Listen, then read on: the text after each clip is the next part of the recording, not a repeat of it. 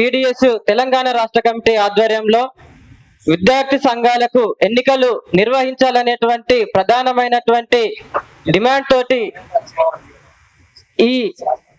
Round table సమావేశం ఏర్పాటు చేసుకోవడం జరిగింది. ఈ యొక్క రౌండ్ టేబుల్ సమావేశానికి వచ్చేసినటువంటి professor Hargopal sir, professor Lakshminarayana sir, అదే విధంగా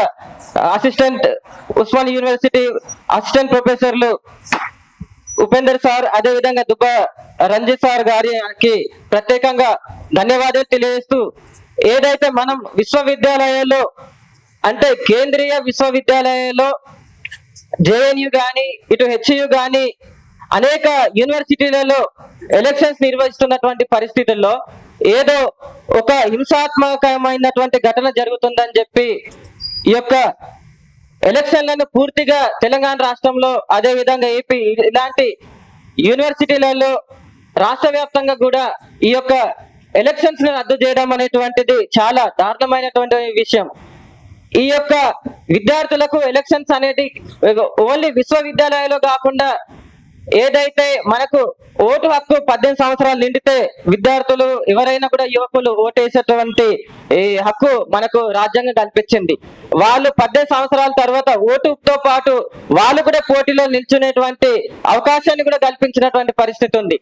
కాబట్టి ఈ యొక్క 18 సంవత్సరాల నిండక ముందు అంటే స్కూల్ టైం నుంచే అంటే 8th, 9th, 10th ఆ టైం నుంచి విద్యార్థులలో ఈ యొక్క ఎన్నికల దాని మీద అదే విధంగా పోటీ చేసేటువంటి రాజకీయాల మీద సమగ్రమైనటువంటి అవగాహన కల్పించాలంటే ఖచ్చితంగా ప్రాథమిక ఈ మన ఉన్నత విద్య దగ్గర నుంచే ఈ యొక్క విద్యా సంస్థల అందరికీ విద్యార్థులందరికీ కూడా ఎలక్షన్స్ నిర్వహిస్తే మాత్రమే ఆ విద్యార్థులు రేపు భవిష్యత్తులో పొలిటికల్ గా దేశ భవిష్యత్తుకు మంచి చేసేటువంటి విద్యార్థులుగా దేశ రాజకీయాల్ని కూడా చైతన్యవంతులుగా మంచి ఆలోచనతోటి ఈ యొక్క దేశ భవిష్యత్తును మార్చేటువంటి విద్యార్థులుగా ఉంటారు. కాబట్టి ఆ దిశగా ఈ యొక్క ఎలక్షన్స్ నిర్వహించాలని చెప్పేసి ప్రధానంగా పీడిఎస్ విద్యార్థి సంఘం ఇక్కడ ఉన్నటువంటి రాష్ట్ర ప్రభుత్వాన్ని డిమాండ్ చేస్తుంది. కాబట్టి నాకు ఇచ్చినటువంటి అవకాశం ఇచ్చినటువంటి అధ్యక్ష వర్గానికి ధన్యవాదాలు తెలియజేస్తూ విద్యార్థి సంఘాలకి ఎన్నికలు నిర్వహించాలని పీడిఎస్ తెలంగాణ రాష్ట్ర కార్యవర్గం తీసుకున్న రౌండ్ టేబుల్ సమావేశానికి విచ్చేసిన ప్రొఫెసర్ గారికి, అదేవిధంగా విద్యార్థి సంఘ నాయకులకి, అదేవిధంగా విద్యార్థి ప్రతినిధులకి విప్లవాభినందనలు తెలియజేస్తూ, ప్రస్తుతానికి విద్యార్థి సంఘాలు అనేక రకాలుగా విద్యా వ్యవస్థలో ఉన్న సమస్యల పైన ప్రశ్నిస్తున్నా కూడా